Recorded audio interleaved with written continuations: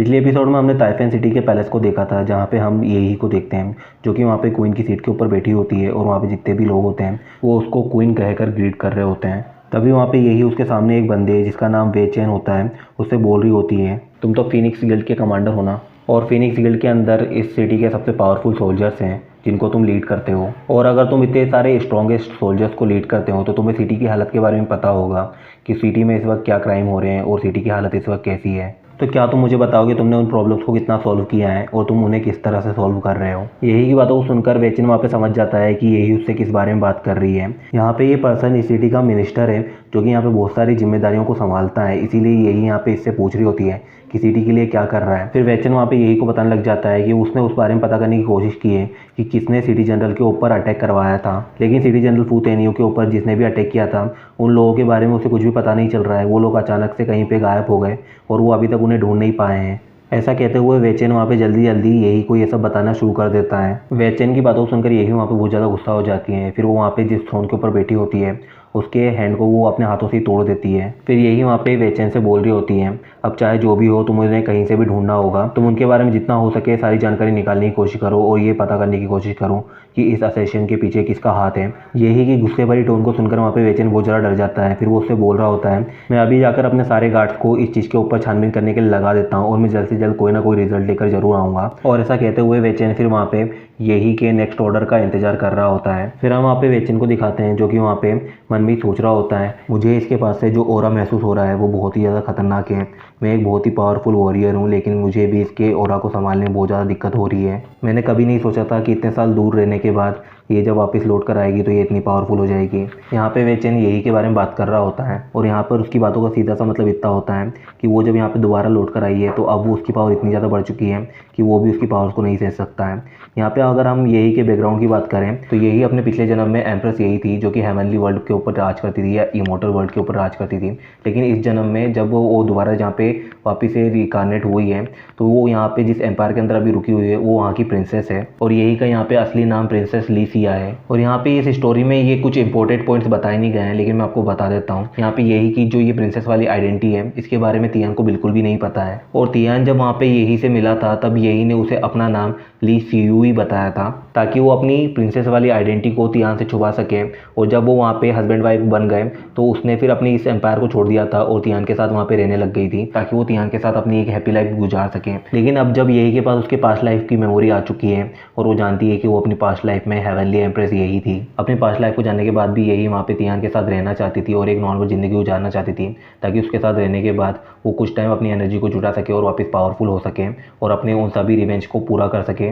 लेकिन आज जब सिटी के अंदर घूमते हुए उसने कुछ असैसिन्स को जब सिटी जनरल के ऊपर अटैक करते हुए देखा था तो वो समझ गई थी कि इस वक्त एम्पायर की हालत बहुत ज़्यादा ख़राब है, इसलिए वो दोबारा अपने एम्पायर के पैलेस में लौट आई थी ताकि वो अपनी पोजीशन को वापस ले सके और अभी जो भी प्रॉब्लम अभी उसकी एम्पायर फेस कर रही है उन्हें वो सोल्व कर सके। और यही कि उसकी प्रिंसेस की आइडेंटिटी होने की वजह से जैसे ही वो यहाँ पर इस पैलेस के अंदर लौट कर आई थी उसने तुरंत ही वहाँ पे सिटी की एम्प्रेस की पोजीशन ले ली थी और वहाँ पे वो उसी की पोजीशन का इस्तेमाल करते हुए अभी सिटी की सारी कंडीशन वहाँ पे उसके मिनिस्टर से पूछ रही होती हैं। लेकिन फिर भी यही को उनसे किसी भी तरह के जवाब की कोई उम्मीद नहीं थी क्योंकि वो जानती है कि इस वक्त उसकी सिटी की हालत कितनी ज़्यादा ख़राब है। फिर वो वहाँ पे उस मिनिस्टर को बोलने लग जाती है और बोल रही होती है, तुम अभी उन सभी लोगों को ढूंढो जो भी हमारी एम्पायर को नुकसान पहुंचाना चाहते हैं और जब वो तुम्हें मिल जाए तो तुम बिना रहम के उन्हें उसी वक्त डिस्ट्रॉय कर देना। और ऐसा कहते हुए यही वहाँ पे अपने ऑर्डर को वेचन को दे देती है तो वेचन वहाँ पे यही से बोल रहा होता है, आपने जैसा कहा है मैं वैसा ही करूँगा, कुछ टाइम बाद इस शहर के अंदर कोई भी धोखेबाज नहीं बचेगा। और ऐसा कहते हुए वहाँ पे मिनिस्टर अभी भी यही को ग्रीट कर रहा होता है तो यही उसे वहाँ से जाने के लिए बोल देती है और यही की बातों को मानते हुए वो मिनिस्टर वहाँ पे फिर उस पैलेस के हॉल से बाहर आ जाता है।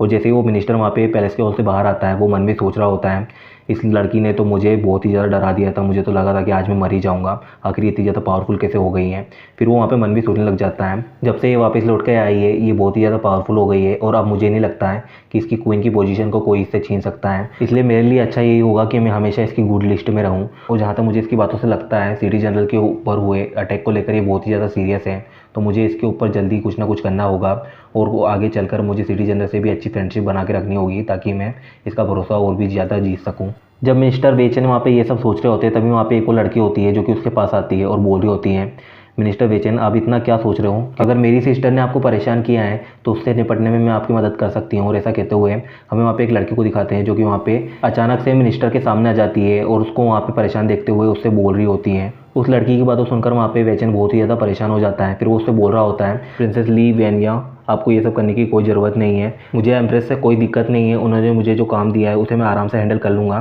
तो आप प्लीज़ मेरी उनसे शिकायत मत करो, आप कुछ भी मत करो। और ऐसा कहते हैं वहाँ पे वेचन फिर प्रिंसेस वेनिया को उसके लिए कुछ भी करने के लिए मना कर रहा होता है। फिर वहाँ पे प्रिंसेस वेनिया वेचन का मजाक बनाते हुए उससे बोल रही होती है, मैं तो तुमसे झूठ बोल रही थी, मेरी बहन इतने सालों के बाद आई है और वो आते ही यहाँ पे एम्पायर के काम को लेकर बैठ गई है, उसके पास दूसरों से बात करने के लिए बिल्कुल भी वक्त नहीं है, तो अगर मैं वैसे भी तुम्हारे किसी भी मैटर को लेकर उसके पास जाती हूँ तो वो वैसे भी मेरी नहीं सुनने वाली है। और ऐसा कहते हुए वहाँ पे प्रिंसेस वेनिया फिर वहाँ से जाने लग जाती है, उसको बोल रही होती है, मैं अपनी सिस्टर के पास जा रही हूँ, अगर तुम्हें मुझसे कोई काम हो तो तुम मुझे उसके पास आकर ढूंढ लेना। और ऐसा कहते हुए वेनिया फिर वहाँ पे यही की तरफ जाने लग जाती है। वहाँ पे वेचन प्रिंसेस ली वेनिया को इस तरह जाते हुए देखकर मन में सोच रहा होता है, चलो अच्छा है, कम से कम ये मेरे बारे में एम्प्रेस से कोई भी बात नहीं करेगी, वरना अगर इसकी बातों से एम्प्रेस और ज़्यादा गुस्सा हो गई तो मेरी प्रॉब्लम्स और भी ज़्यादा बढ़ जाएंगी। फिर हमें यही को दिखाया जाता है जो कि वहाँ पे एक रूम के अंदर बैठी होती है और उसके सामने कुछ एम्पायर्स के डॉक्यूमेंट होते हैं जिनको वो देख रही होती हैं, और वहाँ पे यही वो सब काम करते हुए मन में सोच रही होती है, उन असेशंस की वजह से आज का पूरा दिन खराब हो गया, अगर मैं अपने हस्बैंड से अपना कल्टीवेशन छुपा नहीं रही होती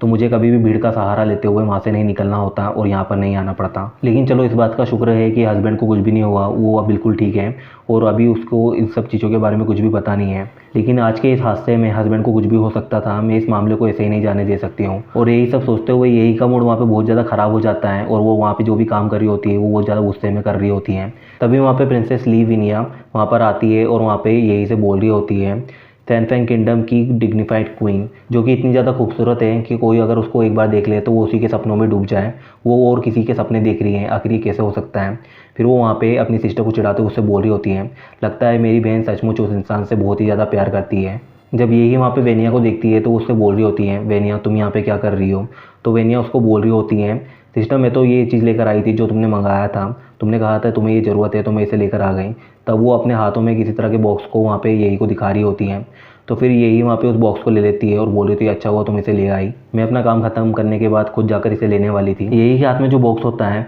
वो एक तरह का स्टोरेज बैग होता है जिसके अंदर आप फ्रेश फूड को रख सकते हो, और इसके अंदर तियान की पसंद की डिशेस होती हैं जो कि वहाँ पे यही ने ऑर्डर देके पैलेस के शेफ से बनवाई होती हैं। यही को उस बॉक्स को लेते हुए देखकर वेनिया वहाँ पे मुँह फुलाने लग जाती है और यही से बोल रही होती है, पता नहीं उस इंसान ने तुम्हारे ऊपर क्या जादू किया है, या उसने तुम्हें कोई दवाई ववाई तो नहीं खिला दी है ना जिसकी वजह से तुम उसके इतने सपने देखती रहती हो। तुमने अपनी मर्जी से उसके साथ शादी की थी और आज भी तुम उसके खाने का इतना ध्यान रखती हो, आखिर उसने तुम्हारे साथ किया क्या है जो तुम उसकी इतनी ज़्यादा केयर करती हो। और ऐसा कहते हुए वेनिया वहाँ पे यही से गुस्सा कर रही होती हैं, तो यही वहाँ पे फिर वेनिया का सर सहलाने लग जाती है, उसको बोल रही होती है, तुम अभी भी बच्ची हो, इसलिए तुम दो लोगों के बीच के प्यार और केयरिंग को नहीं समझ सकती हो, इसलिए तुम्हें इन सब चीज़ों के बारे में इतना ज़्यादा सोचने की कोई ज़रूरत नहीं है। और ऐसा कहते हुए यही वहाँ पे वेनिया को कुछ भी उल्टा सीधा सोचने से मना कर रही होती है, तो वेनिया को उसकी बातों को कुछ भी मतलब समझ में नहीं आता है और अभी भी वो वहाँ पे उसको देख रही होती हैं। तो यही उसे बताती है कि हाँ तुम्हारे ब्रदर इन लॉ बहुत ही ज़्यादा ऑर्डिनरी हैं और अगर देखा जाए तो उनका कल्टीवेशन सिर्फ फाउंडेशन लेवल के 5th स्टेज का ही है, लेकिन मैं जब भी उनके साथ में होती हूँ तो मेरा दिल बहुत ही ज़्यादा तेज़ी से धड़कता है और उनके साथ रहने पर मुझे बहुत ही अच्छा महसूस होता है। और ऐसा कहते हुए यही वहाँ पे तियान के बारे में सोचते हुए बहुत ज़्यादा ब्लश कर रही होती है, तो वेनिया फिर वहाँ पे यही से बोल रही होती है, तुम अब ऐसा भी क्या सोच रही हो जो तुम इतना ज़्यादा खुश हो रही हो। और ऐसा कहते हुए वेनिया वहाँ पे यही की उन सब हरकतों को देख रही होती हैं, यही उसकी बातों को सुनकर गुस्सा हो जाती है और मुंह फुलाते हुए उसको गुस्से से देख रही होती है, जिसको देखकर वेनिया वहाँ पे बहुत ज़्यादा डर जाती है। फिर हमें यही को दिखाते हैं जो कि वहाँ पे वेनिया के गाल खींचते हुए उससे बोल रही होती है, मैंने कहा ना बच्चों को इन सब चीज़ों के बारे में नहीं सोचना चाहिए। और ऐसा कहते हुए यही वहाँ पे फिर वेनिया को डांट रही होती है, तो वेनिया वहाँ पे दर्द के मारे चिल्ला रही होती है, उसको बोल रही होती है, सिस्टर मुझे दर्द हो रहा है, छोड़ो मुझे, मैं माफ़ी मांगती हूँ, छोड़ दो मुझे। फिर हम वहाँ पे यही को देखते हैं जो कि वहाँ पे अपने पैलेस से बाहर सनसेट होते हुए देख रही होती हैं, वो बोल रही होती हैं आज तो बहुत ही ज़्यादा देर हो गई। फिर यही वहाँ पे मन में सोचते हुए बोल रही होती हैं, ये टाइम तो हस्बैंड का स्टोर से वापस आने का टाइम है और इस वक्त तो मैं अपने घर के काम काज करती हूँ, तो मुझे जल्द से जल्द अपने घर वापस जाना होगा। और फिर वहाँ पे यही ये सब सोचते हुए मन में सोच रही होती हैं, आज तो वो सब एक्सीडेंट भी हुए थे, तो अब मुझे जितनी जल्दी हो सके घर पहुँचना होगा, पता नहीं वो मुझे ढूंढते हुए कितना ज़्यादा परेशान हो रहा होगा। और ऐसा कहते हुए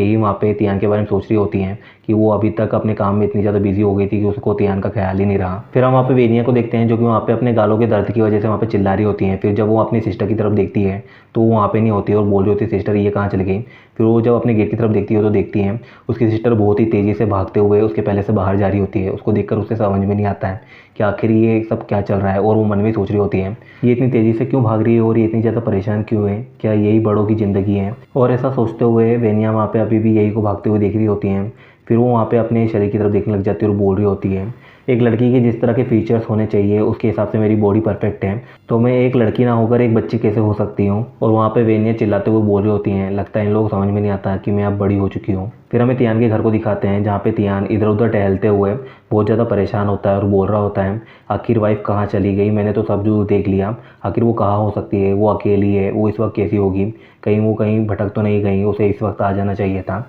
और इसी तरह खुद से बातें करते हुए तियान वहाँ पे बहुत ज़्यादा परेशान हो रहा होता है। फिर तियान वहाँ पे मन में सोचने लग जाता है मैं अपने अगर सारे रिलम्स की पावर को ओपन कर लूँ तो मैं अपनी वाइफ को पल भर में कहीं पे भी ढूंढ सकता हूँ, फिर वो चाहे इस ब्रह्मांड के किसी भी कोने में क्यों ना छुपी हो। लेकिन अगर मैंने एक बार ऐसा करा तो मुझे डर है कि मेरी ये मॉडल लाइफ पूरी तरह से बर्बाद हो जाएगी और फिर से मैं कभी भी अपनी वाइफ के साथ एक हैप्पी लाइफ नहीं गुजार पाऊंगा। और ऐसा सोचते हुए तियान वहाँ पे बहुत ही ज़्यादा परेशान हो रहा होता है। फिर हम वहाँ पे यही को देखते हैं जो कि वहाँ पे तियान के घर के मेन डोर से एंटर हो रही होती हैं। तियान जैसे ही वहाँ पे मेन डोर की आवाज़ सुनता है वो वहाँ पे देखने लग जाता है तो देखता है तो यही वहाँ पे अभी आ रही होती है जिसको देखकर तियान बहुत ही ज़्यादा शॉक होता है। वहाँ पे जब वो एक दूसरे को देखते हैं तो वहाँ पे एक स्माइल करना शुरू कर देते हैं। फिर वहाँ पे यही तुरंत ही जाकर तियान को गले लगा लेती है और वो दोनों एक दूसरे को गले लगाते हुए बोल रहे होते हैं आखिरकार तुम मिल ही गए। फिर तियान वहाँ पे यही से बोलने लग जाता है मैंने पूरे रास्ते तुम्हें ढूंढा लेकिन तुम मुझे नहीं मिली, तो मैं बहुत ही ज़्यादा परेशान हो गया था। फिर यही वहाँ पे तियान से बोल रही होती है मैं भी तुम्हें ढूंढना चाहती थी लेकिन इतनी भीड़ में तुमसे अलग होने के बाद मैं डर गई थी, इसलिए मैंने तुम्हें वहाँ पे ढूंढने की कोशिश की थी, लेकिन जब तुम मुझे नहीं मिले तो मुझे लगा कहीं तुम घर चले गए होंगे मुझे ढूंढते हुए,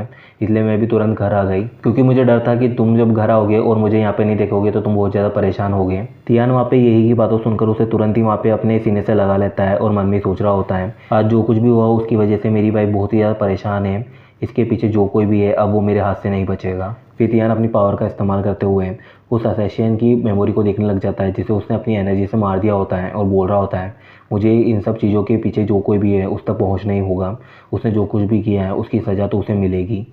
और ऐसा कहते हुए तियान फिर वहाँ पे जिस असैसिन को उसने मारा होता है उसकी मेमोरी के सारे हिस्से को देखने लग जाता है और ढूंढने की कोशिश कर रहा होता है कि वो कौन है। तभी उसे वहाँ पे उसकी मेमोरी में वो पर्सन दिखाई देता है और तियान के सामने एक पर्सन की इमेज आ जाती है जो कि सिटी में हुए अटैक्स के पीछे का मास्टरमाइंड होता है।